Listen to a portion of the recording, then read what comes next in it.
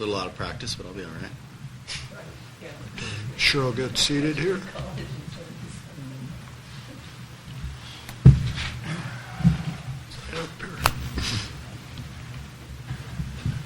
Cheryl, you have to sit in the middle of the class this time. Well, welcome everyone. It's 5 o'clock and I'll call the meeting to order. And Peter, if you would do the roll call. Sure. Rickard? Here. Epstein? Here. Smith? Here. Dornbrook here, and O'Grady? Here. Eric, any announcements? I'd just like to welcome everybody to the special board meeting of the Kirkland Meadows Public Utility District. It is being live fed at KMPUD.com. And if anyone would like to ask any questions or make any comments during the session via that way, they can email me at echristison@kmpud.com. Thank you. Any corrections to the agenda or the consent calendar? Jeff, I'd like to go ahead and request that we pull off 8D.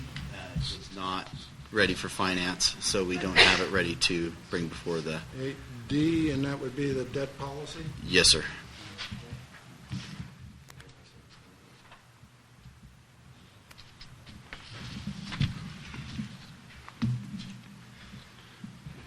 Any other corrections to the consent calendar or anything else? If not, we'll move to comments from the audience.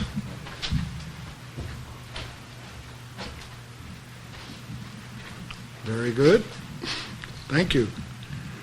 Then we'll move on to item number 6, adoption of the consent calendar. And we have the regular board meeting minutes of June 8th. The current consent for claims, the receivable shutoffs report, and ratify Resolution 1901 approving credit requests with Bank of the West and reaffirming authorized district officers and signatories on bank accounts.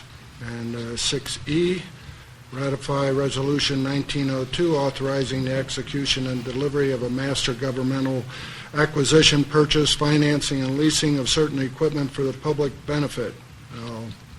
Let's stop there and you can read. I second. Moved and seconded. All in favor? Aye. Aye. We'll move on to 8A, finances. Kelly.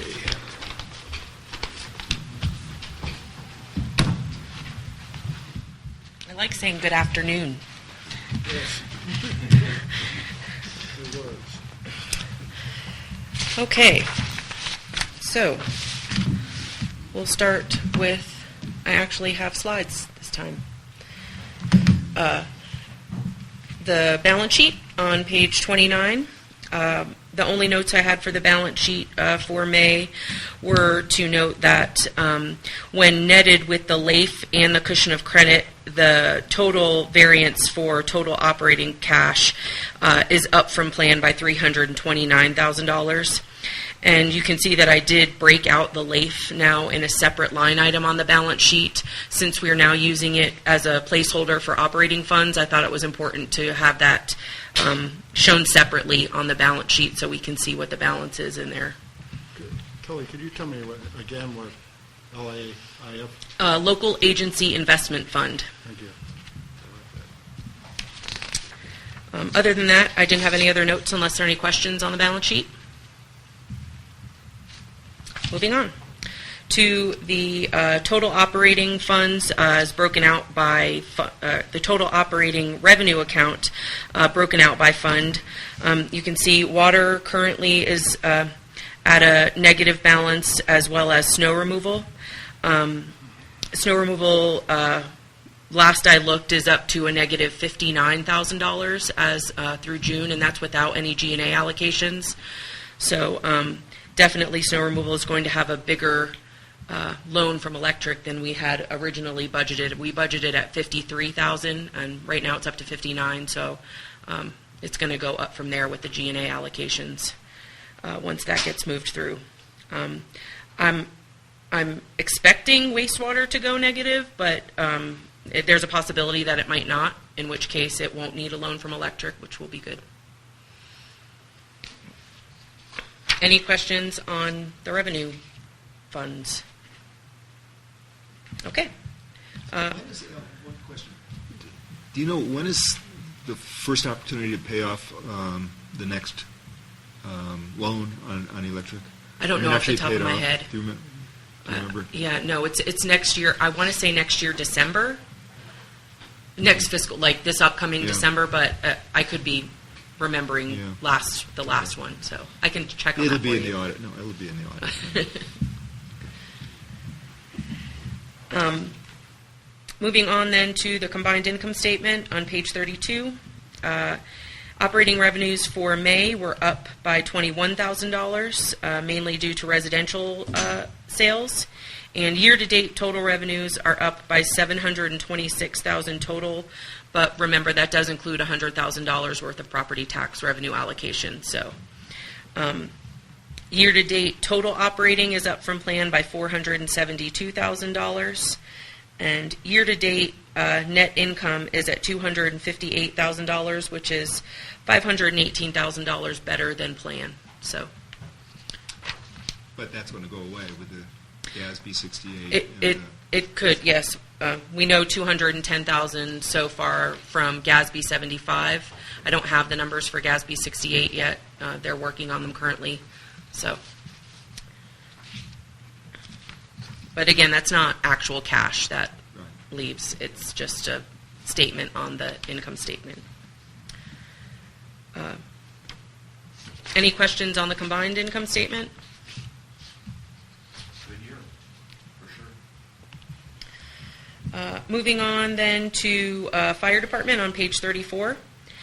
You'll note that there is an overage in operations and maintenance, and that included $684 or $584 for a smoke chaser, but that was actually offset by a donation of $1,000 from, I believe, one of Jeff's friends donated, and we were able to purchase that. So it shows as an overage, but we actually got a donation to cover that. So, and then $690 for pagers. Moving on to water on page 36. Year-to-date operating revenues are up from plan by $3,500, and year-to-date total operating is up from plan by $46,600. But again, operating at a loss, though, of $84,000. Still better than plan, though. Moving on to wastewater on page 37. Year-to-date operating revenues are up from plan by $53,000. You'll notice there is an overage in operations and maintenance, and currently it includes $1,960 for roof repair contract documents, but we're actually going to be moving that to a work-in-progress account. So that'll, when we actually do the roof, that can be included in the capitalization because it was plans related to that work in progress, so that will be moved. And then $4,850 in quarterly and annual reporting.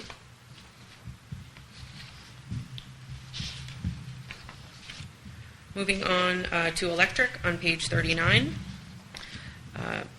Year-to-date operating revenues are up from plan by $451,000.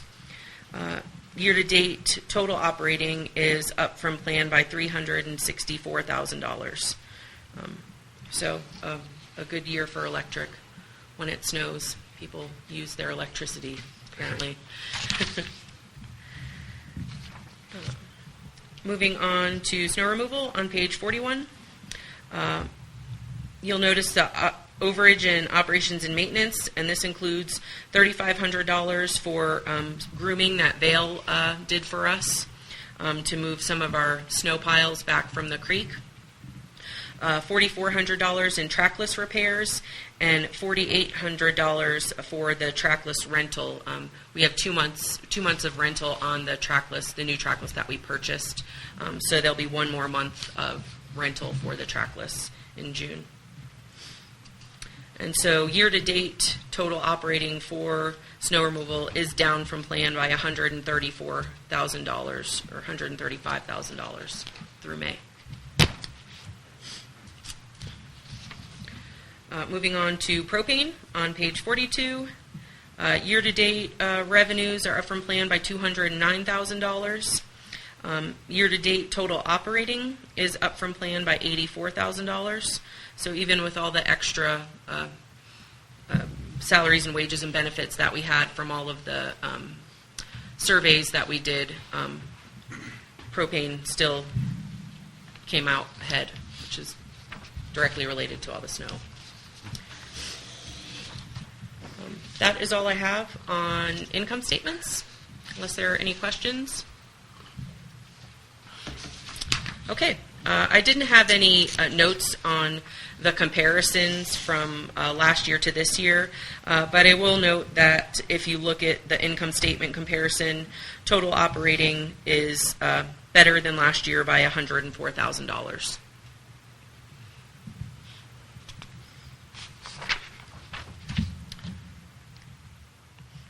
Okay, moving on then to budget variances.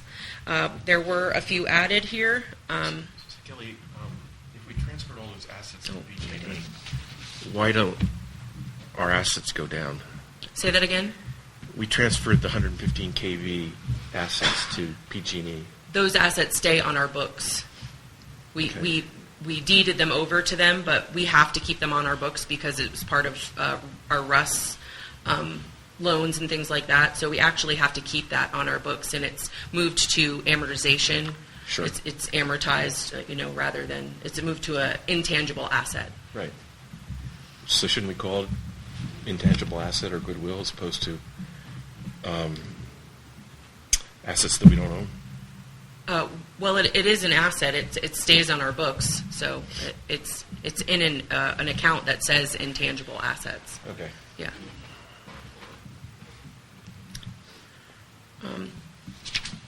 Okay, moving on to June preliminaries.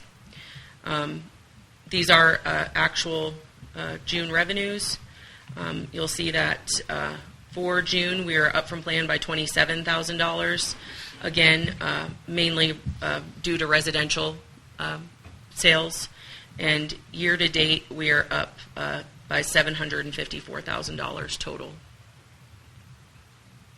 First time we ever hit that revenue number, huh? Yeah. You have to. It's kind of skewed though because of the property tax revenue. So, Okay. yeah, it wouldn't be quite It wouldn't be 10 quite million that. if yeah. Okay. Any questions on June revenues? Okay. Moving on to cash waterfall. Total cash ended June at $3,080,000. Our budget was for 3.2, and the reason that it's not at 3.2 is because we have not received our final apportionment from Alpine County for property tax revenues. Generally, we receive them right in the beginning of June, but Eric did speak with Terry Woodrow, and she is reaching out to the CFO at the county. Yeah, and the board will recall that they did transition. Their former CEO was also their CFO, so when she retired, they hired from HHS, and so now they have a new CFO. So Terry was going to speak to Mr. Black and let him know that we were in need of those monies. And if you'll remember, we received the first payment from them was a month and a half late as well, so later than what we normally get it anyway. So we're 172 down from plan, and you show that we received 300. We have not yet received it, so, Okay. So if that was included, we would be above plan. Oh, okay. Yeah.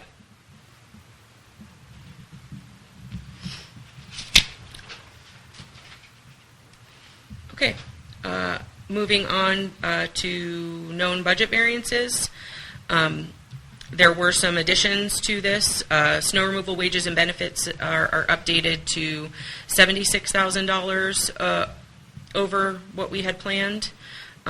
We added the trackless rental at $4,800, the veil grooming at $3,500, and miscellaneous snow removal equipment repairs is up to $20,679.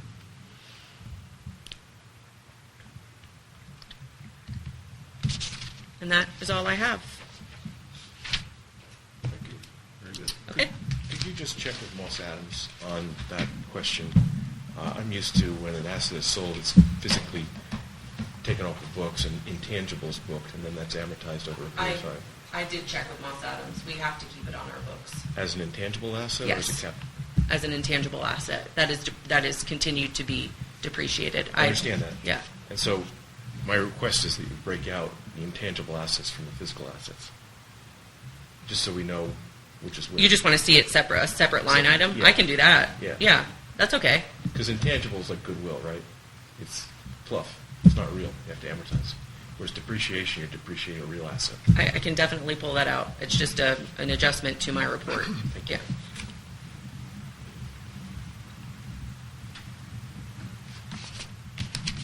Okay. Thank you, Kelly. Moving on to item 8B, snow removal pricing. Bob and Eric, I want to thank them especially for their efforts on this, and Bertrand as well, looking at 16-17. So I'm just going to cover the high level. I think Eric's going to go through some slides on the 16-17 aspect, and I'm sure Bob and I will chime in as well on that. But just going back to the big picture, I did break out the 3-year and the 2-year average as requested at the last meeting, so you'll see that in your packet. You can see both of what those would be. But in summary, using the 3-year average, 10 HOAs will see increases, will see reductions, 12 will see increases. Of those changes, 13 are less than 1,000. Using the 2-year average, 16 HOAs will see reductions and 6 will see increases. Of those, 9 are less than $1,000 difference. And then with regards to the driveways, we also broke out. We kept the EDU calculation as with some refinement, and then we also looked at the 3-year average as an alternative to the EDUs. So again, in summary of what that is, and you can see that on page 54, there wasn't a whole lot of change in terms of the amount of increase for each of the respective driveways. You have more at the lower end with the EDU algorithm, and that's really the big difference is where you really see it. So that's how they all broke out. And the district we already talked about. So are there any questions on the big picture or on the spreadsheet? Spreadsheets, I should say.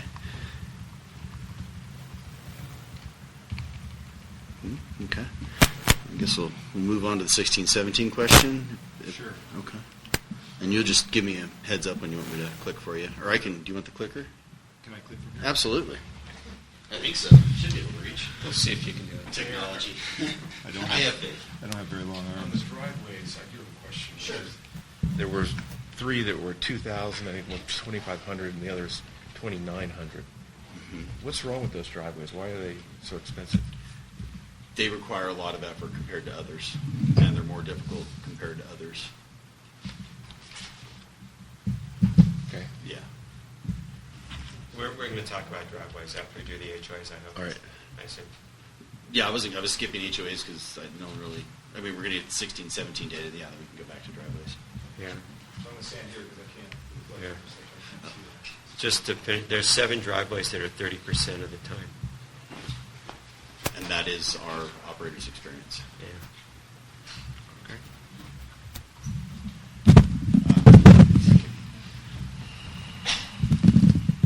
Okay, so just a quick introduction. The HOA pricing was proposed in our June meeting, and that contemplated averaging over the 3 years. And those averages include adjustments for various known errors in the GPS data. And so I think we were set to kind of go with that, except there was a question that came up regarding 2016-17 data.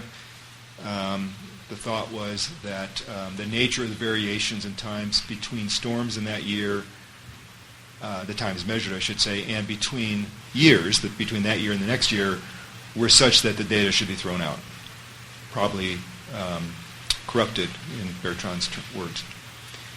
So the question is do these large variations actually indicate error in GPS measurements, or are there actually some reasons for it? So Bertrand provided a couple of slides to illustrate the nature of the variations. And you can see this. So this is 2617. Every pair of bars represents one storm cycle. Bob provided the spreadsheet that gave all the storm cycle information. The yellow bars represent time spent in East Meadows. The blue bars represent time spent in KMA. And you can see the general pattern here that KMA is generally takes more time than took more time in East Meadows. But there is a particular anomaly, and I think this is one of the variances that Bertrand was referring to, and that is right there in the middle, where there is the bars are very close together in terms of time, and then right next to it is bars very far apart. And the order of magnitude of difference there disturbed Bertrand, and he believes that possibly, or he believes it probably represents an error in GPS data, that kind of thing. So that's between storms within a year, but also between years. So this is 2017, 2018. I should go back and just remind people that this was a 600-plus inch year, and on average, not every storm, but on average was a wetter year, where remember we had a lot of rain and flooding and so on. So the next year, 2017, 2018, you can see quite a different pattern, at least for the first two-thirds of the chart, the left side of the chart. Remember, 2017-18 was a low snow year, under 300 inches, I think 270-some inches. And we had basically 2 inches of snow in February, so there's no snow in February. And so that first tall set of bars is the first storm. I think it was an 84-inch storm that occurred between March 1st and March 4th, 3rd or 4th or so. And that was the first big storm. And from then on, it starts to pick up that pattern that you saw on the other slide. So is the data bad? Well, one claim, the claim that was made... Sarah, I understand.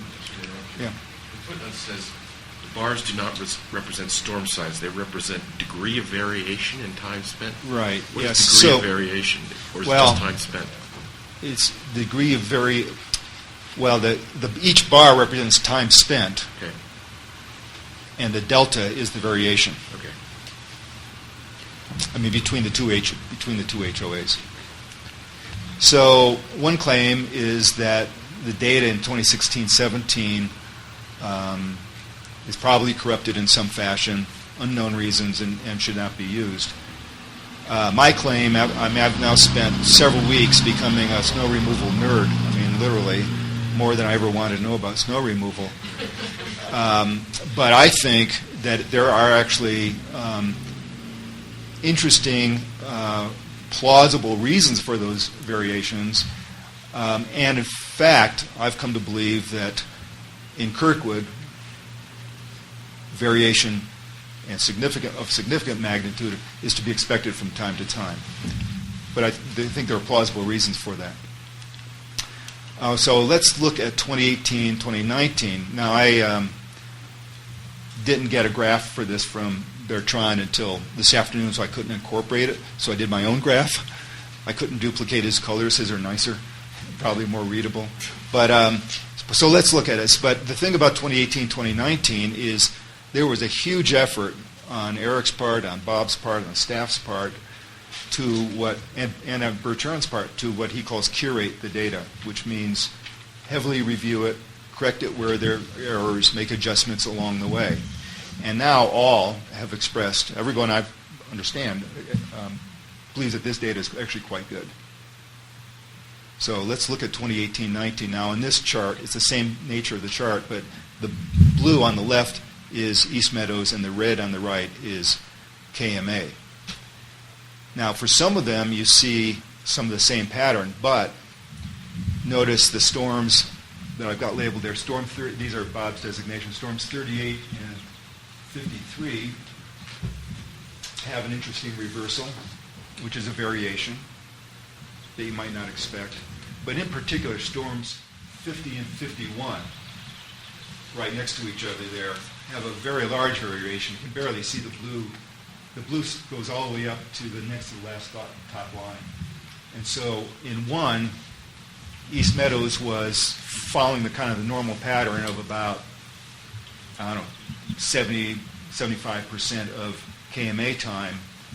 But the next one, East Meadows is much more. It's about, I think it's 40% more than KMA time. Now, the reason I put this in here is this is data that everybody agrees is good. But here's variation. So variation can happen here where data is good. How come it can't happen in a previous year?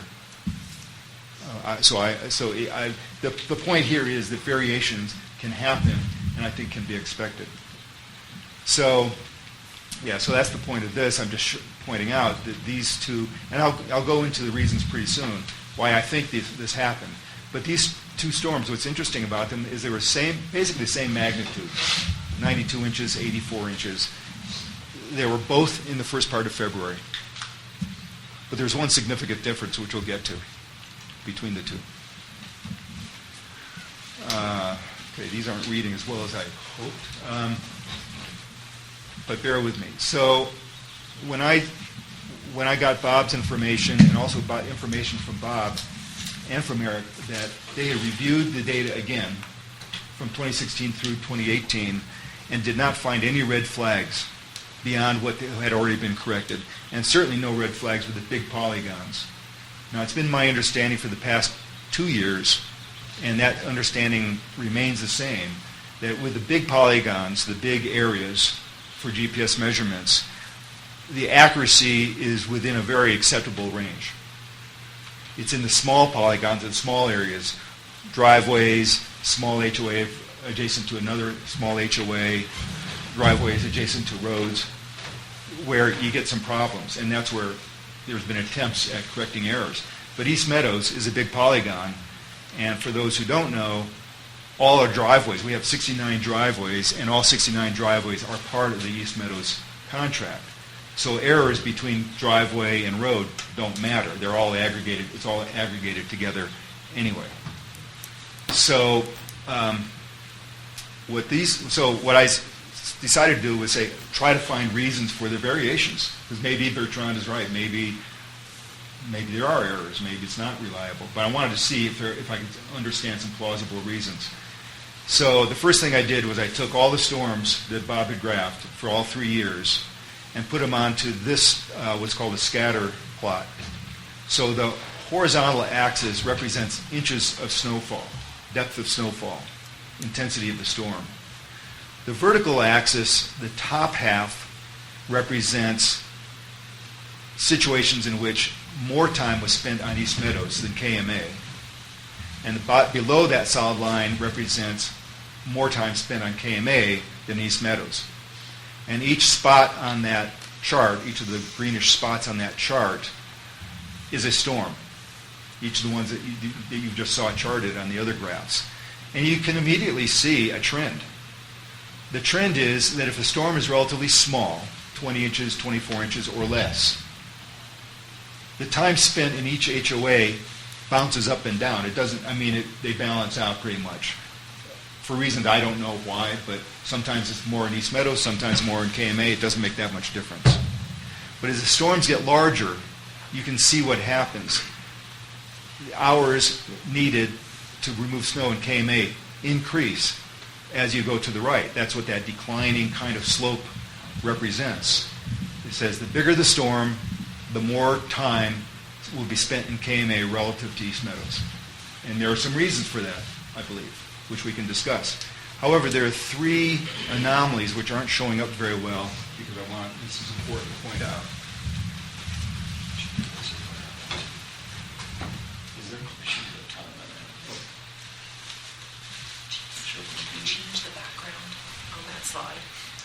Well, I'll just point them out. So there are 3 anomalies. So you see these things as a pattern, as a trend. But there are three anomalies. There's one here, there's one here, and there's one here. So let me just describe these three storms and the context of these three storms. This one, which at 80 inches you would expect to be down here someplace, a lot more time in KMA, is actually just about even. I think it was an hour and a half more in KMA than East Meadows. Well, this was the first storm in 2017, 2018. It was in March of 2018. That was a big storm. Do you remember the chart that had all the even ones and then jumped up? Well, what that meant was that everything was clear. Matter of fact, there are two times identified by Bob's graph, by Bob's data, that actually are over here, 0 inches of snowfall, but some hours spent removing snow. I think that was cleaned up to get rid of areas that might turn to ice, any residual snow, and so on. So this storm started when everything was clear. One of the factors that affects time in KMA is how much accumulation there is in KMA, because KMA does not have a lot of storage space. So if there's more snow, if there's large accumulations, there's a lot more time spent trying to find places to push snow and find storage. That's one reason why this is happening. But here, there was no snow. I mean, basically no snow. There was plenty of storage. So I think that's why this one is where it is. This one is a little bit different. This was in January. So this gets to an important point. It was in January, but it was leading up to MLK weekend. So East Meadows has 69 driveways that are part of the contract. Something I learned in talking to Drew and Dave Waddle 2 weeks ago, something I had not heard before, I did not know, was in 2016, 2017, every driveway in East Meadows was not plowed every time through. If it was clear that no one was in residence, they allowed driveway to accumulate in driveways up to 2 feet before they plowed it.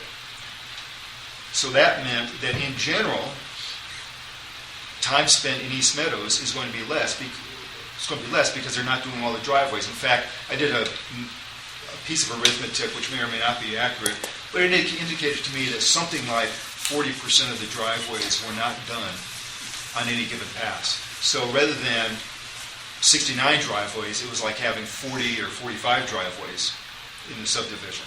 So a lot less time. But a holiday weekend, that didn't happen. So this is a very large storm. But every driveway was paid attention to probably multiple times during that storm cycle.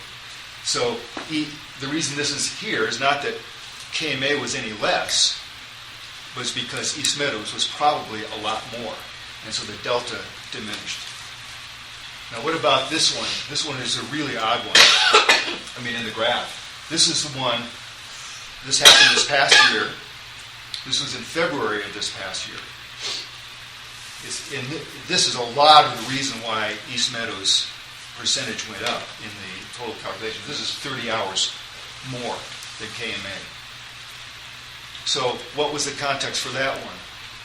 Well, maybe throughout the valley, I'm not sure, but certainly in East Meadows, the snow removal performance at the end of December and through much of January was subpar. I think those of you who were here, who were at these board meetings and so on, may remember that. And at the January Operations Committee meeting, Standish asked Eric and staff to create an action plan to turn this thing around. We didn't have a mechanic. We didn't have all the machines operating. We had operators stuck on the wrong side of the pass and the spur. So a lot of things went wrong in the early part of the season. But guess when this happened? This happened just before and over President's Weekend. So my guess is, and I know that by that time there was a mechanic on board, I think he had 1 or 2 additional seasonal operators on board. We had some machines fixed, made sure that people were on the right side of the pass. And what I think happened here, similar to what happened here at MLK, is resources were thrown, probably throughout the valley, but where it was really felt was in East Meadows driveways, the 69 driveways, where there were probably multiple passes to keep those driveways clean. I think that Eric and staff wanted to turn around things and start to build trust back up. With particularly, I don't know, probably with I don't know what happened in the other HOAs. I just know that before that, I was getting lots of complaints by email. I know Stanish was getting lots of complaints by email. I know Eric was getting lots of complaints. And about that time and after, the complaints didn't go entirely away. They never do. But we were starting to get compliments. So I think that's what happened here. This is a driveway story, driveway and holiday story. This is a driveway and holiday story. This is an accumulation or lack of accumulation story there. So I think those are important reasons to keep in mind. So what happens if you... Anecdotally, I think you're right on February this year. Yeah. There's catch-up work. A lot of catch-up work. Yeah. So this says, okay, let's take 16, 17 out of the equation just to see if the pattern changes. And you can see it really doesn't. It's the same trend. It's flattened out, though. But that's because you've taken out a 600-inch winter. And you've taken out the year in which not every driveway in East Meadows was done every time. So you're going to get more time in East Meadows, so it's going to close the gaps with KMA, and you get this flatter line. So I think that's that explanation. So why more time? These are the things I've been saying.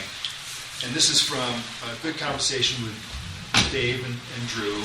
So it's from Dave's presentation several months back on snow removal, and it's from the data. So what causes more time in KMA? Deep storms and accumulations affect the ability to store.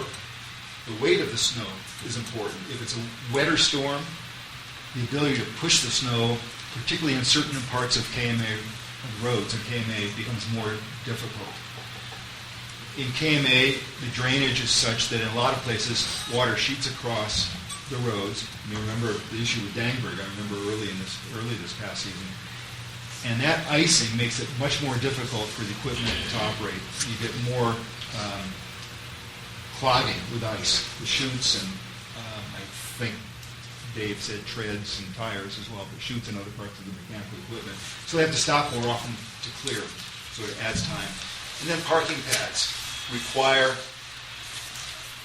quite a few return trips to complete the job in KMA, because cars will park in parking pads and oftentimes will stay there for a while through storms, and then they can't be plowed completely plowed until the cars are gone. So return trips. But East Meadows has reasons for more time as well. We've talked about it. The driveway method, is it every driveway every time, which was the case this past year, sort of rigorously, or skip some when it doesn't make any difference if you skip some, so you can get other things done.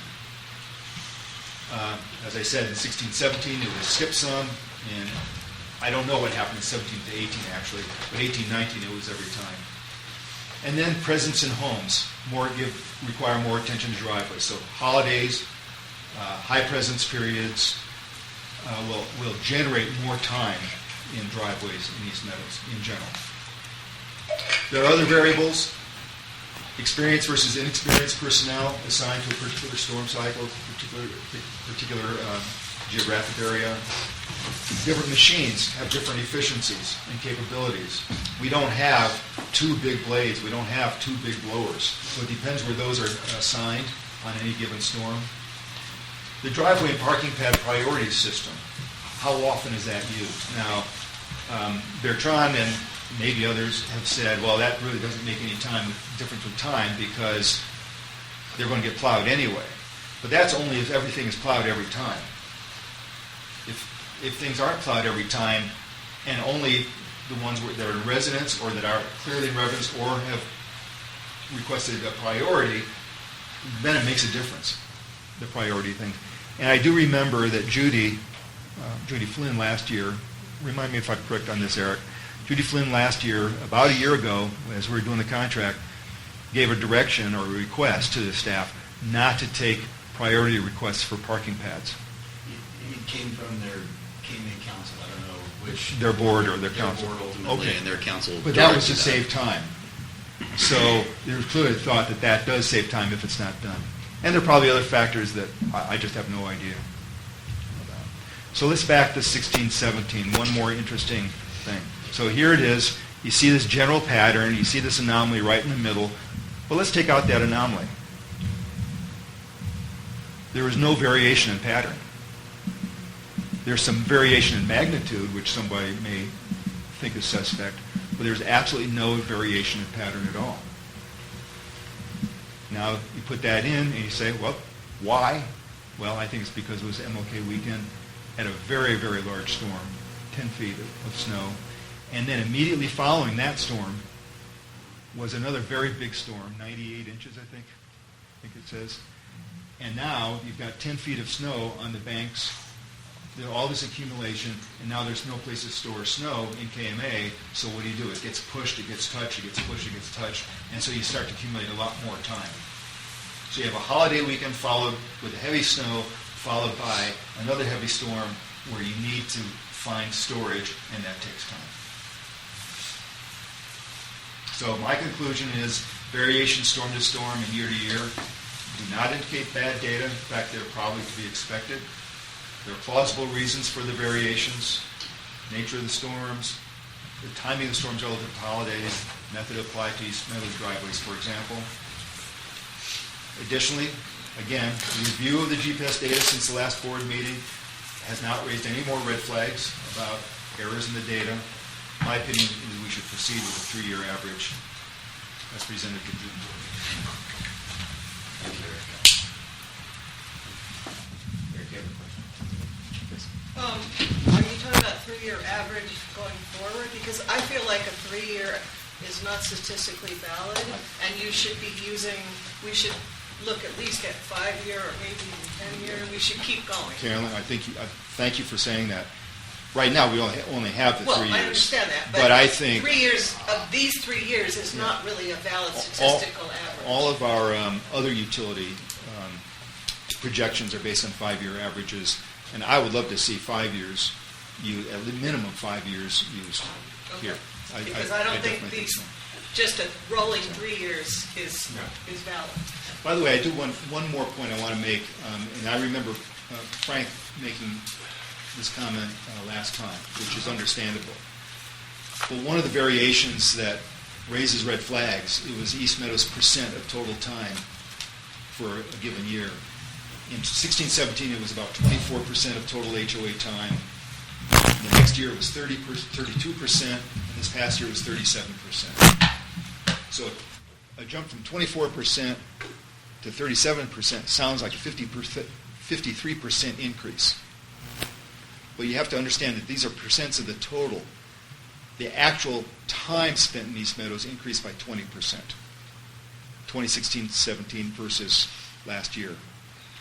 A big chunk of that, I doubt that all of it, but I think a good chunk of that is because the driveway method changed from skipping driveways, maybe 4 out of every 10, to doing every driveway every time. And I think that can explain that. So I mean, it's not as big of a jump as it is.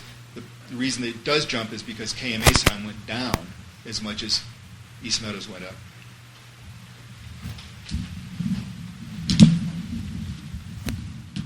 Great stuff.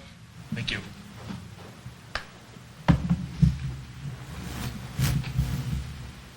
So I don't know if there's any other- Let me just be fair to Bertrand. Bertrand and I have had an email exchange. He saw this. I asked him to review it.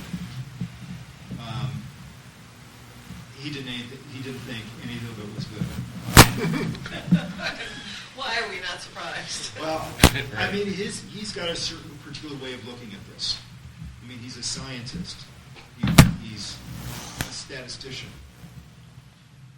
I mean, I probably shouldn't say this because I don't know what his thinking is. But I do think, from what he said, is in his world, low variance is good. High variance means, whoops, something's screwed. The question is that view of things applicable to snow removal in Kirkwood? And my guess is that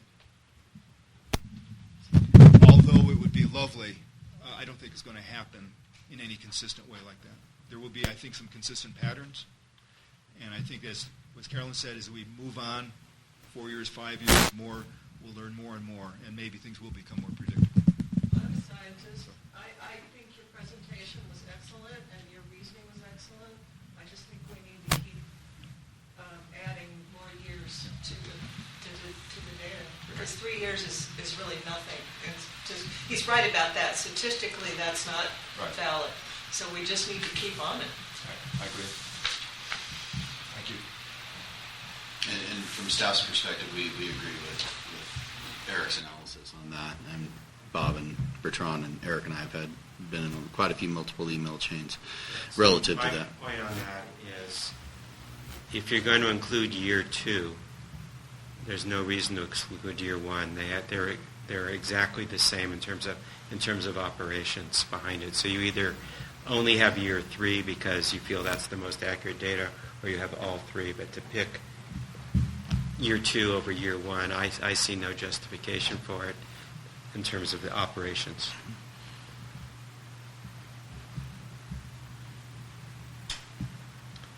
Any questions?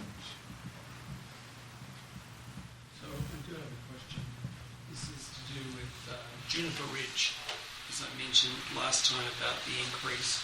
And for small HOAs, a jump from 20,000 to 35,000 is fairly significant. And having lived through previous reviews of this, in looking at some of the previous adjustments and changes where you limited the impact in HOAs to a certain percentage. I can't recall what that was, but I think you put a cap on it so that each HOA wasn't dealing with dramatic increases year over year.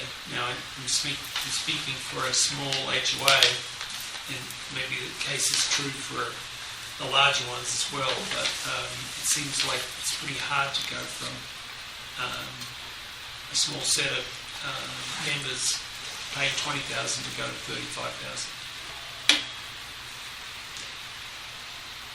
I understand the data is data, but you've got this run rate, and then all of a sudden you've got a 75% increase in absolute dollars. Yeah. So I have a conflict of interest in this question.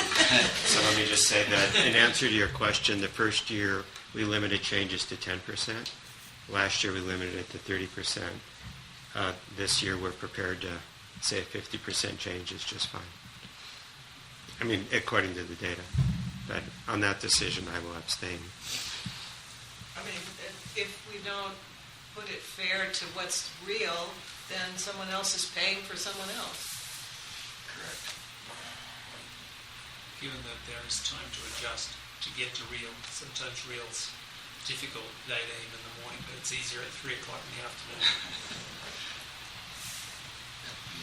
Obviously, the flip side of that is the other HOAs would say you shouldn't cap it because I, as a member of Meadowstone Snowcrest, should not be subsidizing another HOA, in your case, Juniper Ridge. So from a fairness perspective, that's the other argument that I've heard from the other HOAs relative to caps. Okay, so your increase in it was 10%, 20%, and now 50%, or no cap? It was 10 and then 30. It was 10, 30, and this year is no cap. Yeah, this was discussed at the Finance Committee level ad nauseum for the last several years, and the idea of a cap didn't come up this year. And the feeling was, hey, it's time to get people to their real costs. And we've been looking at it for 3 years, and the feeling at the Finance Committee level was 3 years of GPS data was enough. Thanks for the consideration. So I think the question, let's start with the HOAs, relative to the HOAs. What is the board's direction? The 3-year average, 2-year average, or something else? Probably should be a motion relative to that, I would think. Well, in hopes that people don't think I'm being biased towards East Meadows. By the way, I'll remind anyone who thinks that I am that last year I wholeheartedly supported Nancy Trevette's proposal to limit it to 50% because that would allow KMA not to have to do a special election for their fees. And then I was the person who made the motion to cap it at 30% last year, specifically to help KMA. So, but this year, I'm ready to make a motion that we use the 3-year average. Well, I think, I'm the president of Palisades, and I think we understand that we should pay what we owe, and we haven't had any complaints about that.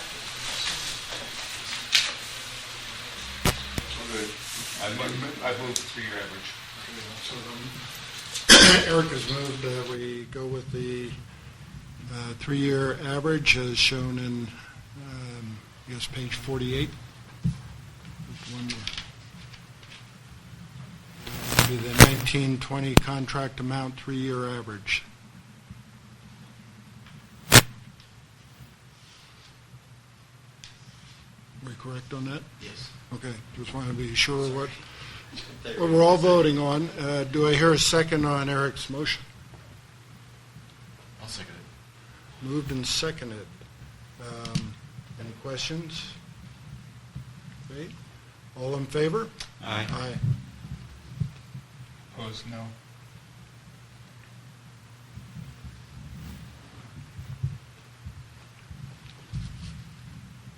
Okay, moving on to driveways. I just have one question. Where do we want to end up next year? Because I think the part about this whole process that I find most disturbing is you can't predict what your contract's going to be from year to year. So if there's a big change next year as we get more data, are we going to keep bouncing around, or are we trying to get to something more stable? Yeah, I think when we go, so my thought next year was to use the 4-year average because that adds another year of data. I Yeah. don't think you're going to see a lot of fluctuation between the percentages. It's going to it's done this and now it's going to do this. The only thing, But the amount's just gonna keep changing every year. But it's going to level off in variation. The delta's going to... It'll get smaller, but there's no predicting what the second digit of your contract will be. assuming no major shifts in the average as we roll on to a 4 and a 5 and then maybe a 6-year average, assuming that if all the other assumptions in the budgetary considerations for the 5-year budget are correct, it's very plannable, plus or minus a pretty small delta, I would say, plus or minus 5%. Okay. So what we're actually doing is we charge for snow removal by the hour. Is our methodology. By the minute. Okay. Well, Yeah. by time units. Yeah, correct. And I am encouraged that the 4G is going to be even better next year, so I think we're really going to get dialed in, including the driveways. Okay. Well, I think at some point we should document our pricing policy. Because at the moment it's only in people's heads and in spreadsheet calculations, but I don't believe it's written. Sure. Okay. And if that's our policy, is we charge by the hour, but with an adjustment, we charge by that seasonal. It's a seasonal hour, right? Because there's a certain amount of revenue we're trying to collect. Right. We take the total number of hours, and it's your percentage of the total. Correct. So we're charging for the percentage of the total. Yeah. Not Yeah. really hours. So I just think we should be precise. Yeah, I can write something And up how and we bring do it that. to finance, I think. Stanley, should that be all right? Yeah, with I you? think documenting it in the next few months would be a good idea.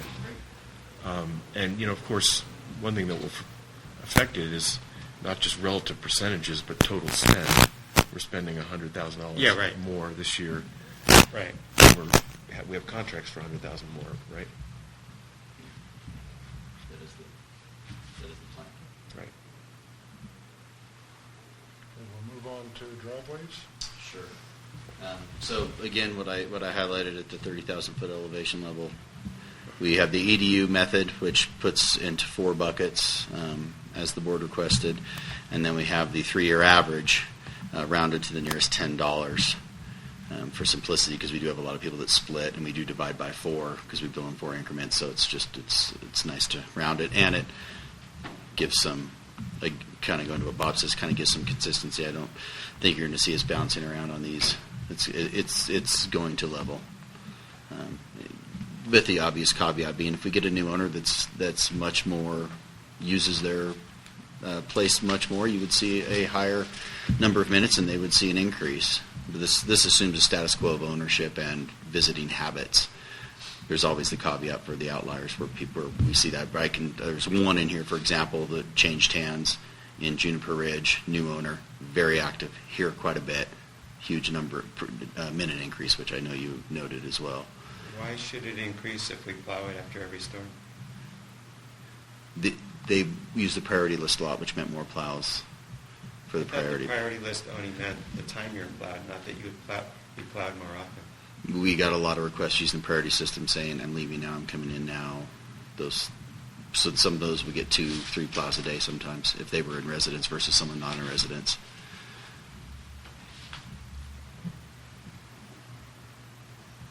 Well, I wasn't here at the June meeting, but just looking at this data and reading the board packet, well, first of all, I could go either way, the EDU methodology or the other one.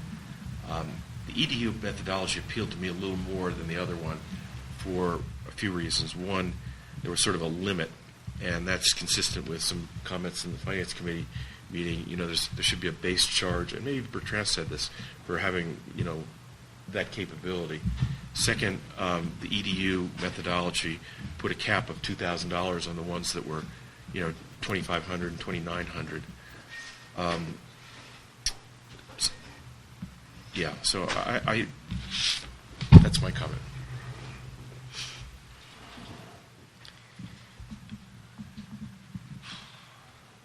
But I don't know why the EDU method was not accepted at the June meeting. Well, some people just see huge increases. Yeah. And when they call me up to ask why, I have no explanation. So that's my problem with it. Is it's some the other thing is, if you look at the EDUs, there's 6 customers in EDU 1, which is 1 minute to 1 minute 45 seconds, and then the second one has 35 customers, 1 minute 46 seconds to 2 minutes and 30 seconds, and then there are 6 in the third one, 2 minutes and 33 seconds to 3 minutes, and then there are 14 that are 3 minutes and above.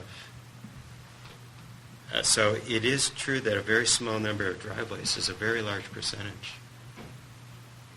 of our time. I mean, that part is true. Since we don't have accurate information, I tried to figure out some way to make the data more rational.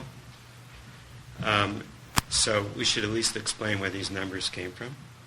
So we took everything that was less than a minute and threw it out. And in theory, that was probably not really a driveway plow. It was something else going on. Although there was quite a lot at 1 minute and 1 minute and 1 second. So it might be that 1 minute isn't the right answer. It might be a little bit different. But that takes away the stuff that used to happen in the first 2 years, where the loader would drive by slowly, and so it would go through the driveway space for 20 seconds. So it takes all those things and removes them. And what those things tended to do is they would lower the average, because you have a bunch more stuff in the denominator, not adding much to the numerator. Then the other thing we tried to look at is the really large times, because those could mean somebody stopped for some reason. So we first computed the average of all the numbers above 1 minute, and then we said anything over 2 times that average we'll ignore. And then we went back through and took all of those. So that tended to cluster them all within a amount of time that seemed more rational, and then it threw out the really large numbers. which in some cases it may be throwing out perfectly reasonable stuff, in other cases it might not have. But since the driveways will never really be precise, and that's where those numbers came from. So those are the numbers in this spreadsheet now? The numbers, regardless of the methodology, the numbers are in there. That's what we mean by average, is it's sort of an adjusted average to throw out the extremes and the small stuff. Yeah. Bob, so you sent, at least me, and I'm not sure who else, the average time for driveways with contract values, Right. which is... And that average time is an did what you- adjusted average. Did what you just Yeah, said, right? those are adjusted So then there averages. are contract as percent of $73,400, which is the amount for driveways. Right. Are those the numbers that are then in the spreadsheet? I don't- In our board packet? I don't know. For the percent allocation, yes. Yeah, that was straight from report server. For the EDUs, there were some that were adjusted there were known issues amongst operators that had to be adjusted for. But what would... Well, I guess what I'm That was asking... the fourth bucket versus the third. Yeah, but what I'm asking is, if we were to go by percent, the adjusted averages, as Bob has just described, and column M in this spreadsheet, your spreadsheet, Yeah. Bob, would you mostly favor this versus anything else because it's explainable, as you've just explained it? Well, I'd like to have something that a third party could come up with the same number by knowing what the policy was. And so in what you've done here, and I don't know what the right answer is yet, but what you've done is there's changes made in there, but why are those changed and not others changed? You know, what's going on? There's a little bit of mystery in there that we haven't explained.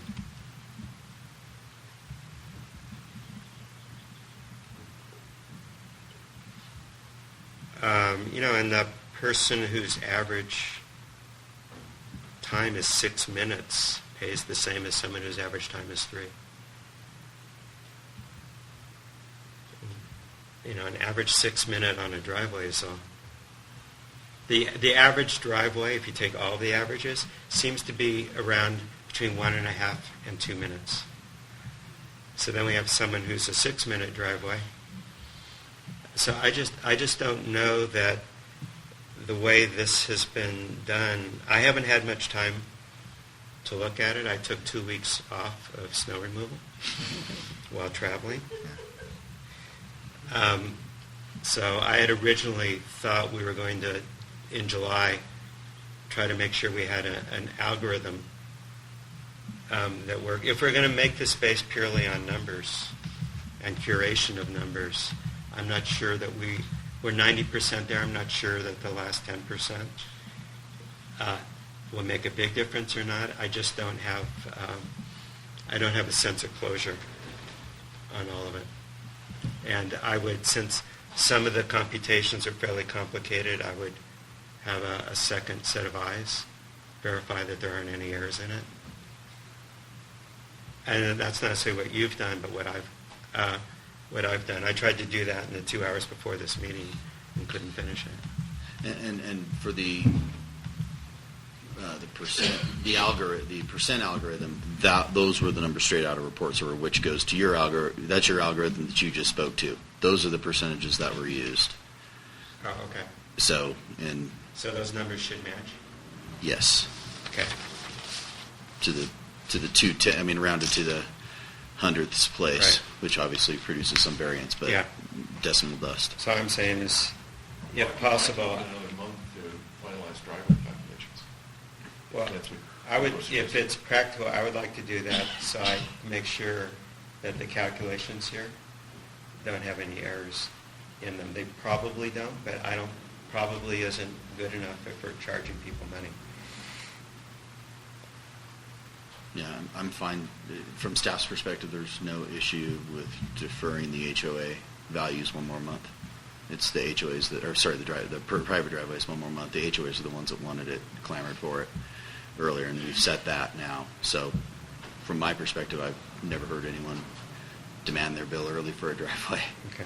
And then in terms of percentage versus buckets, I mean, the buckets are a lot more predictable. You could move into a new bucket. I'm not sure that if we're allowing people to plow their driveway more than they would get otherwise, whether they shouldn't just be charged. For, otherwise the number disappears in the course of a year, the extra work that they're asking for. So we may want to think about what that policy actually is. I mean, it may be fine the way it is, but I had assumed it just meant that we'll do you earlier in the cycle.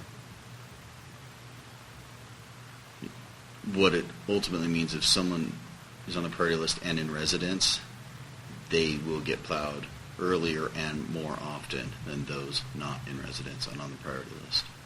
That's the reality. There's a priority list and there's an in-residence list?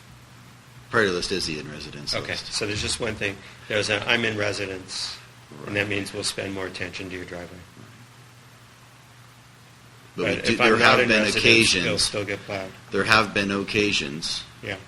that is not true. That there is a separate mental list that my operators are seeing, or I get an email. Someone says I will be in residence, and the spur closes. Well, they're still on the priority list that day. I can pull them off the next day. So you will see anomalies like that. So it's nothing's 100%, and that last 10% we're getting to, how much effort is it to get to versus the thousands of hours we've spent today? Yeah. Is 90% good enough, or is 100%? But I have no problem deferring till August on the driveways. I think that's fine. And the numbers do jive with historic. Yeah. There's nothing glaring to me that stands out. But yeah, another month, no big deal. We'll bring it back one more time. Fingers crossed. Are we in agreement then that we'd like to see this postponed for a month? Okay. Any- I'd like to make a comment on the idea of Oregon. First, I like the principle. I think this is the right way to approach that. And probably the best time allocation that was done so far. With one caveat, I think the 1 minute minimum threshold is a bit high because there are some small driveway that actually, I don't know if it's 45 seconds or 30 seconds, so you can read out the spurious thing that you probably would improve your algorithm by being for the small driveway. Yeah, I agree with that, because you look at it and you see this thing and there's like 10 1 minutes and then there's 11 1 minute and 1 second. Yeah. Drew? So I don't know that 1 minute is the right answer. Drew, I agree. what's your short That's driveway? a good question. If you have a guess, your short driveway. I can't think of too many that has taken less than that. But Well, it's, some of them are, I don't have time on it that. might be that 45 seconds is really the discriminator behind it. So that's kind of one question behind it. But just being able to go through and, because we've set it up so we do the algorithm, then you can see what's excluded, included, and try to find it. The thing it doesn't catch is like my neighbor's driveway usually gets credit for mine being plowed. I'm not responsible, but it tends to happen. And so, but there's nothing in this that would catch that fact, because even though group together with your neighbor into one driveway and split. I don't know where other places where that occurs, but I've tried to look at how many times, how many events are there, and within a neighborhood, is there a big variation in that and what might be causing it? Because we need to figure out, I suppose the more we go to buckets, the less because it's more relative effort, and there's less concern about the last second of accuracy. But I'm just trying to see, is there some way to find which data tends to be more accurate, if we can. At least for the starting point of the allocation of the buckets. Okay, we all satisfied with this one for the time being? Then we'll move on to item 8C, which is the 2019-2020 budget. Fiscal year. Hello again. And for those who haven't followed this is, we began this in April. February. Much earlier. So this is hopefully the end of that process. Hopefully. So at the Finance Committee meeting, I'm going to do this the same way that I did at the Finance Committee meeting. This is the 6th presentation of the budget at this point. We've collected all of our comments, and this is basically the final summation of it all. So I'm not going to go through it page by page. I'm happy to take any questions. I will note that I did send out some corrected pages. The electric, if you look at the electric summary page, you'll notice that the budget number for this fiscal year for base rates was $13.93. The actual, what we charged people was $14.23. That was the CPI increase. That's why the budget number was different. But that number in the projected year-end actuals said $13.93. Drew happened to notice today that it should have said $14.23, which drove the price for the base rate moving forward through the budget. So that was corrected. It was a 20-cent difference, but I wanted to make sure that the correct numbers were in there, so that's why those corrected pages were sent out. It made very small difference, but I just wanted to make sure that those correct numbers were in there. Then the other corrected pages were just Flow through. Mm-hmm. Well, thank you, Drew. So are there any questions or corrections? The Finance Committee did recommend approval. Unanimous. We seem to beat this dead horse. Let's put this horse to death. I think we beat the dead horse. There's no questions from the board. Any questions from the audience? I just have one minor one on the electric rates. We probably really won't use 3 digits, right, when we actually go to do them? I will use 3 digits. The auditors will. Yes. Yeah, they as many digits as we want to put, they will call me to it. So yes, we will use the 3 digits. Or I guess maybe rounding to a half cent instead of. Oh, you mean on the Going You mean in the forward in thousands 21, place? 22. Oh. Yeah. The rate reduction really is the board action, so Yeah. we could absolutely implement that Okay. for future. I'm just saying 66 cents is easier to explain than 0.65. 65.9 cents. That's what I'm Understood. saying. Okay. But are you Why don't we you blow up okay that with road? this? I'm okay with this 665? next Okay. year and the other years. We'll We'll round discuss. We'll round to the nearest 5 on the 1,000th. That's Sure. Gotcha. Okay, if there's no other questions, do I hear a motion? So moved. Moved by Standish, I second that motion. seconded. All in favor? Aye. Aye. Yay! Thank you, Good job, Kelly. Thank you, Kelly. Now I get to have an audit. Go drink. Okay. Or 2, yes. Item 8D has been removed from the agenda, so we're on 8E, performance reporting on aquifer levels. And Brandy. Hi. So this is our year-end performance reporting for the fiscal year. In June for electric, we saw a production, all purchases off of the grid, of 428,000 kilowatt hours. Our unidentified losses were 68,500, or 16%. We ended up at 11% unidentified losses for the year with a goal of 12%. So we're pretty pleased with that. Propane, we got 640,000 cubic feet delivered here to our tanks.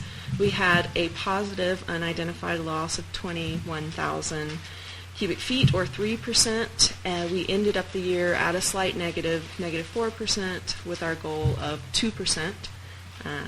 So that turned out So it's a negative fine. 4% loss, right? Or Correct. So it's 4% gain. 4% gain. 4% gain. Double yeah. negative. Yes. We'll carry forward in the next year as opposed to sending it back. right. Water, we did similarly well, 539,000 gallons pulled from our wells. We had an unidentified loss in June of 163,000 gallons, or 30%. Our goal for the year was 15%, and we came in at 10% for the year. And then lastly, wastewater. In June, we were still getting some effects of I&I. We had about 2.5 million gallons treated at the wastewater treatment plant. Of that 2.5 million gallons that we treated, 2.1 million gallons was not wastewater that we could account for. It was simply inflow and infiltration into our system. That's an 86% I&I total for June, bringing us to a 45% I&I total for the year. And for the last few months, we've been looking at how wastewater was tracking based on previous years. This is the best performance annually that we've had in the past 4 years. We had a 17-18 annual total of 50% I&I, 16-17 of 65%, and 15-16 of 49%. So with that in mind, we are encouraged by our repairs that we did last year. We have started a list of which areas we are going to be making similar repairs this year, and we'll also be doing some smoke testing to try to identify any additional areas where water from the outside is getting into our sewage system and into the plant. And We're going the right way. agree. And that's all I have, unless there's any questions. Still being limiting what you take out of well 2? We are. We have started to. I'm trying to get to that page.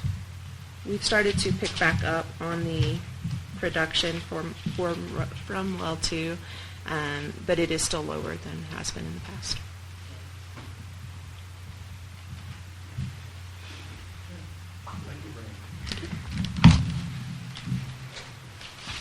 Moving along to item 8F, Bear River Reservoir and Silver Lake T1 line repair. Now that the budget is passed, we will be advertising this project for bid, but before we can do that, the board does need to notice the district's intent to file a notice of exemption and other associated environmental documents necessary in association with the project, and that does need to be a motion almost verbatim from the board that we are going to proceed with filing this as our appropriate environmental document. The environmental document, just if you're not as familiar with this as I am, unfortunately, there are certain categorical exemptions that exist in CEQA. We do qualify for one of those, and the section is listed there. It's 15301B, which basically states that the project involves repairs of existing facilities and involves no expansion to existing capacity. This is obviously a communications line. There's clearly no capacity, and it is a repair of an existing facility. So that is the exact exemption under which we fall. This will be filed with the State Office of Planning and Research as well as Amador County, because that is wherein the project lies. So it'll be filed two different places. Are there any questions? This is the project where you're going to inject gel? Mm-hmm. Yes. We're going to repair the conduits and gel them up so we never have to do this again. We hope. Okay, any questions on this? Do I hear a motion to adopt? What's the lower temperature spec of the gel? Do you know offhand? I don't remember. Yeah. It was -40, but that's off the top of my head. well below what we expect. Yes. We've had a factor of safety in there, yeah. There was a negative 21, and I think we opted to go with the more robust one, which is a negative 40. There is another one that's used in the Dakotas, but I think we're okay with that one, negative 60. I mean, there's no point in doing it if we're doing it not twice. doing the right one. You know? Correct. Yeah, and you got to realize there's the wind chill that comes across both the dam and the... That shouldn't be that big a deal on that one. You think so? Yeah, that's why we went with the factor of safety. Okay. Yeah, I move to approve the notice of exemption as exhibited in Appendix E. Second that motion. Moved and seconded. All in favor? Aye.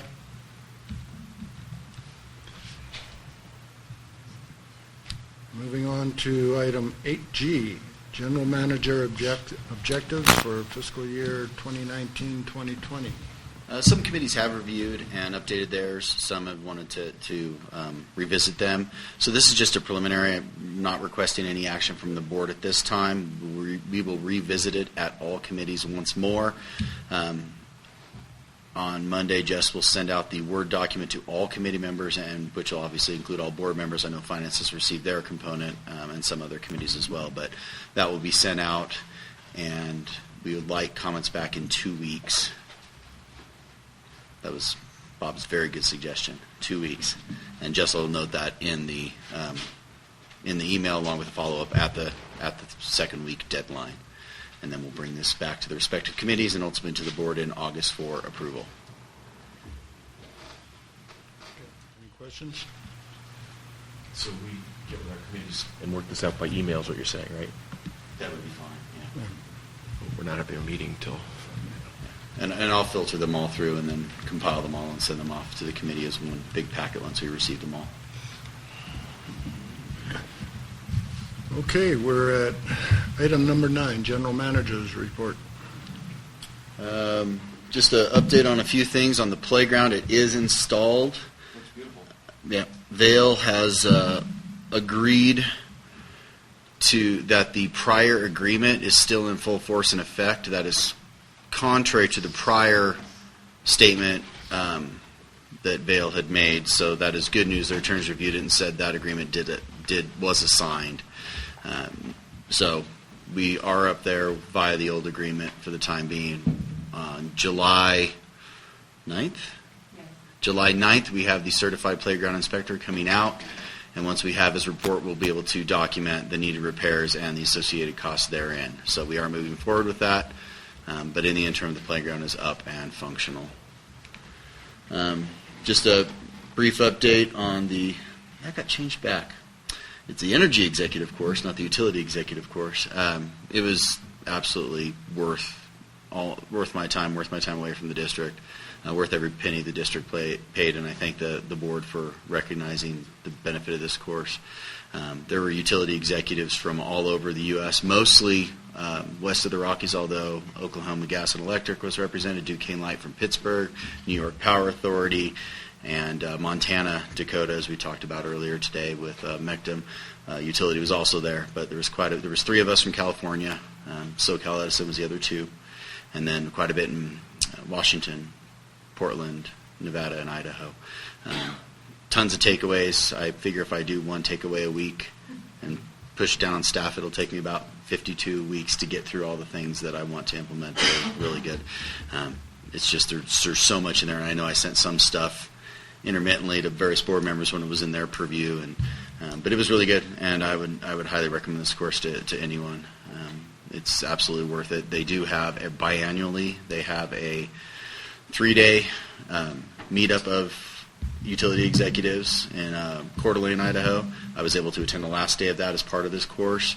I was telling Bob earlier that Mr. Cavanna was there, Ralph Cavanna from NRDC, as well as nationally recognized people. I mean, people that testify before Congress on electricity issues and grid issues, and a lot of good cybersecurity stuff came out. And Bob saw all those emails I was sending him about that, and we did see a peak in attacks. So it was just all in all, it was a very good class. Even the stuff that wasn't relevant to the district, there was takeaways. And I mean, what I can tell you is over the course of this week, I've texted one utility executive that I met for some help on something. I've emailed another, and I've talked on the phone with another. So I've already tapping those resources for the benefit of the district. So very, very much worthwhile. I have a bunch of materials that are going to get uploaded to the server when I get time to do that, but I'm playing catch up for the next couple of weeks with what I've missed. So the other thing I would say is if anyone ever goes to this again, they need to completely unplug. I worked while I was there, and I shouldn't have. I would have got even more out of it if I was able to check out, but it just wasn't possible. So all in all, absolutely wonderful class. And if you have any questions, I'm happy to answer those. Congratulations. I got a diploma and everything. Oh, wow. Which I should have put in here, but I didn't. Is it hanging on your wall yet? It's on my bookcase. Yes. Alpine County biomass. I did have an interesting meeting with David Griffith, county supervisor. He was not representing as a supervisor. Was wearing a different hat.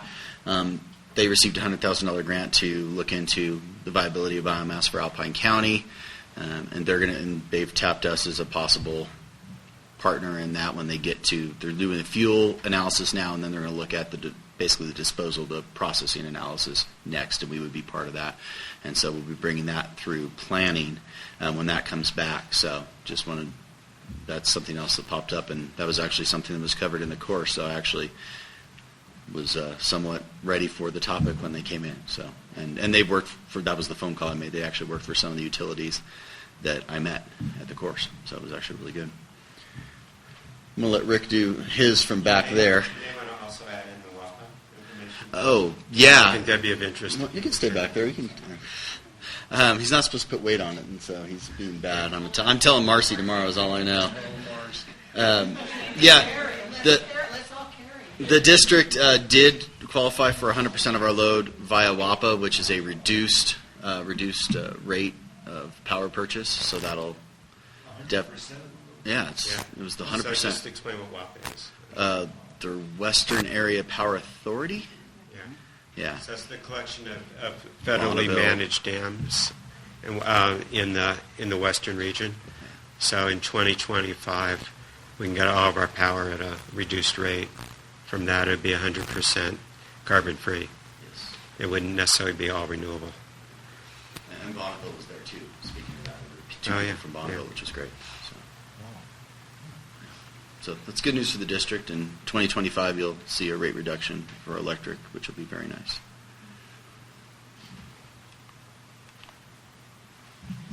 Is that because WAPA gets a rate reduction in 2025, or we have to Our wait price per power will go Our price per we don't have to buy. Yeah. Through- And to the degree with which they resolve renewables versus greenhouse gas emissions, we have a zero emission environment. Why do we have to wait till 2025? We had to apply for the allocation, and then it goes into effect 2025. Is when The we're- current contract their contracts haven't expired yet. Yeah. So we swooped in and took someone else's allocation. Oh, yeah. Right. That's all for your GM report. Yeah, unless there are any questions. Move on to the operations report, Rick.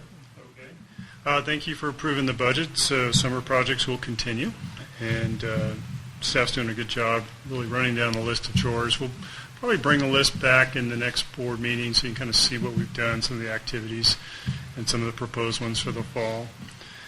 I'm going to echo what was said at the recent Alpine County Board of Supervisors meeting, but essentially the service agreement with Eastern Alpine County, those discussions are continuing. The ball is in Eastern Alpine County's court now. We're waiting for this service agreement draft to appear or arrive.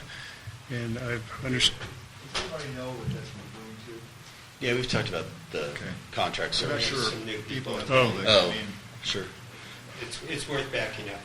yeah, why don't you explain what this is about? We can pitch it together on this one. So we, as you know, the fire department is a small volunteer fire department in a rural area.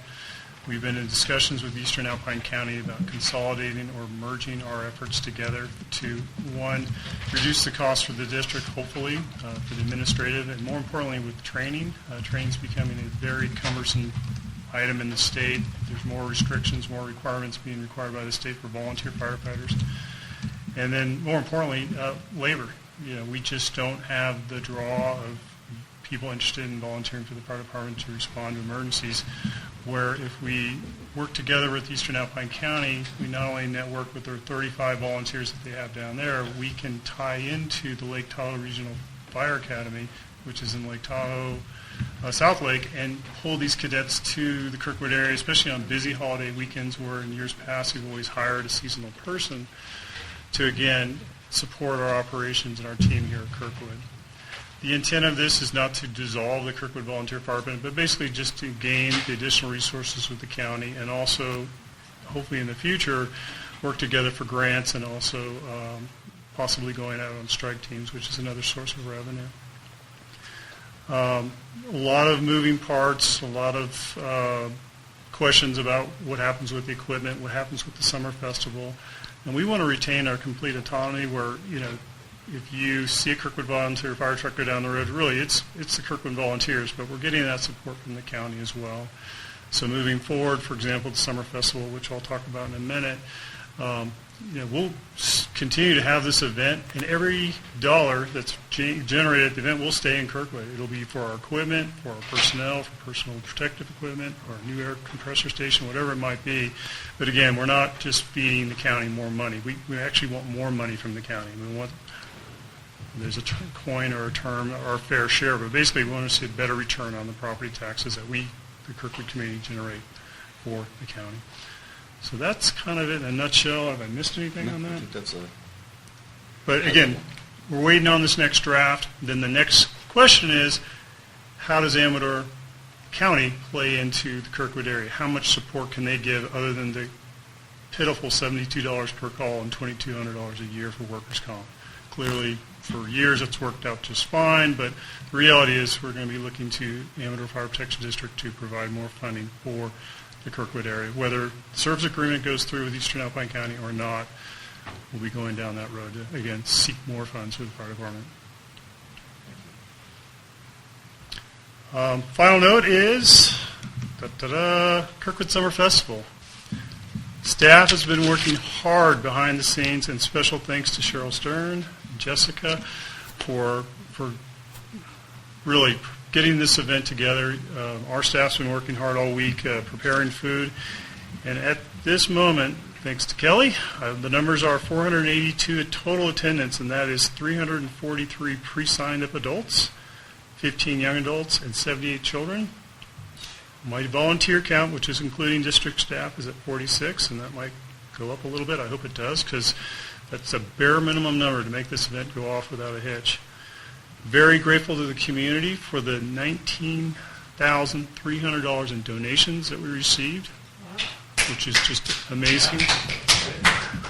And with the collection of revenues for the event, we're at $14,900. So again, we're looking forward to the event. It's tomorrow between 3 and 6, and registration opens at, help me out, Kelly.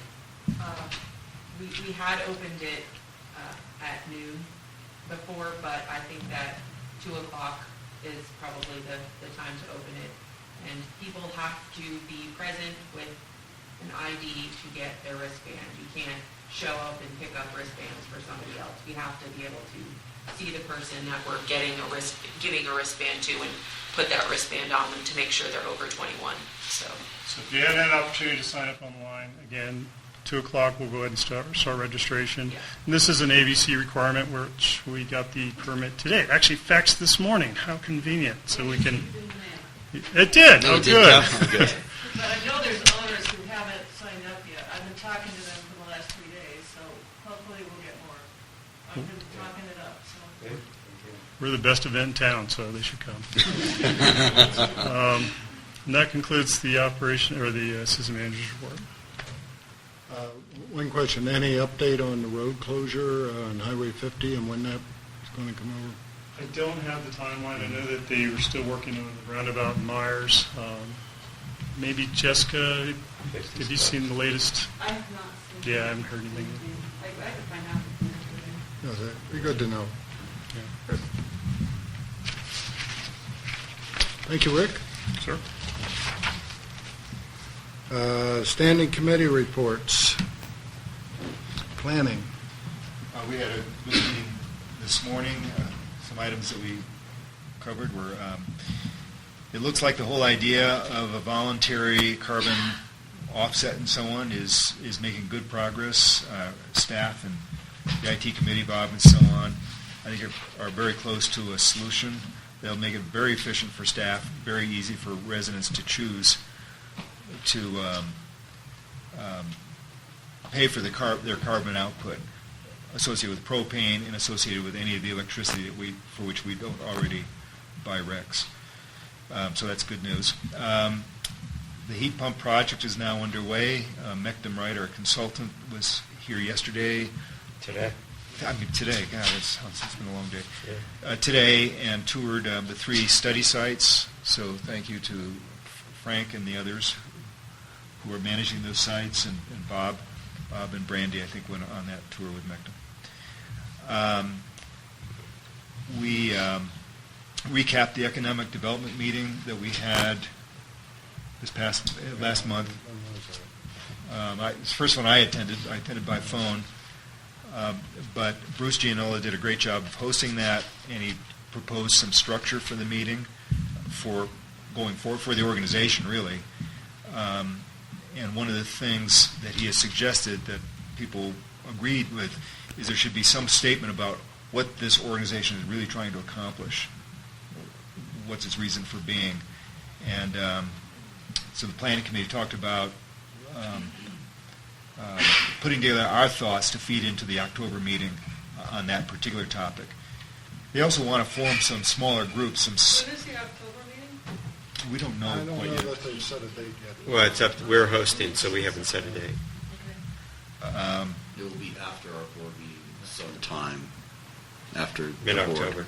So mid-October is probably what we're looking at. But Bruce suggested, and the group agreed, the group that was in attendance agreed to create some small working groups. I don't know how those groups will be formed. I don't know who's taking the lead on that and so on. Let's see, Eric talked to us about expanding our service area, electricity service area. This is so that we can serve existing entities along the underground route for our power line. Apparently Peddler Hill is actually moving ahead. But this is going to have to go through LAFCO, Amador County LAFCO, to approve our expansion of our service area.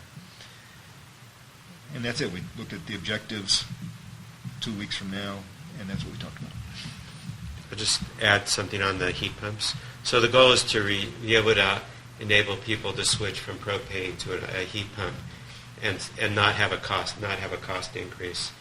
So we looked at 3 different sites, and I guess one of the things we learned is that we probably want to optimize the sites based on how convenient it is to retrofit. Some of the sites would be quite challenging. They try to change the equipment out. And then the other thing is to try to figure out about how much land it takes if their heat source, for pulling heat out of the ground, how much land does that take? Or do we have to drill down? Can we do in parallel, and what land is available? So the goal would be by the next planning meeting, which is August 30th, that we'd have a sense of what's feasible, approximate size and scope of things, and then to try to get it down to the point where it could identify possible projects, and then we conclude that. And then it would be up to the building owners to move the projects forward. I also believe there's state funding for some of this that we might very well qualify for.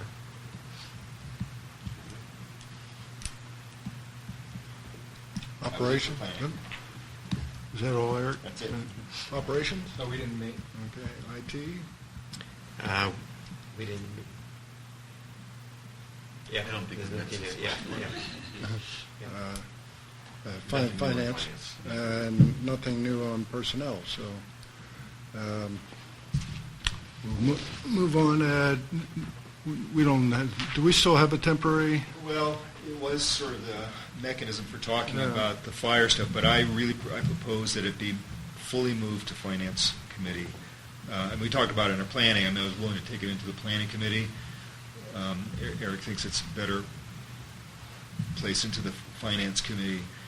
So, which means we should really, I'm on the committee, so I'd like to bring that committee up to date in our next meeting, just what we've been through, how we got to where we are, and what the status of things is, as Rick discussed. What's That the okay with the fire department? Funding, organization, relationship with Alpine County, et cetera. That's where you think it should be? Yes. I mean, it could evolve. I mean, if this doesn't work with Alpine County, it could evolve to a proposal for a special tax, which is definitely in the finance world. Do we need to take action to disband the temporary committee? I don't. It was formed at your pleasure. It wasn't a board motion, so you can wave your hand and say it's disbanded. Do it. Consider it done. These are not the droids you're looking for. Rather than having it hanging out there. So, good. And I think I if do. we could I get do a thank you. owe. I do owe the members. I mean, we met several times, really last summer. But this unfolding of Alpine County has been so, on the one hand, slow, but on the other hand, somewhat promising. I feel like we've got a fish on the line, but I'm not sure if we're going to bring it in or not. So I do owe the members who put time in last summer.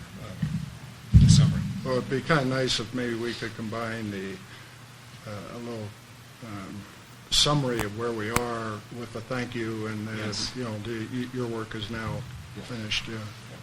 I'll put something together. Okay, thank you. General discussion. Any board members have anything they want to bring up? Very good. We have a closed session. We'll be reviewing the general manager's annual performance, and we also have a closed session regarding some litigation that will be updated on. So with that, we will go into recess, and I thank everyone for attending. Thank you.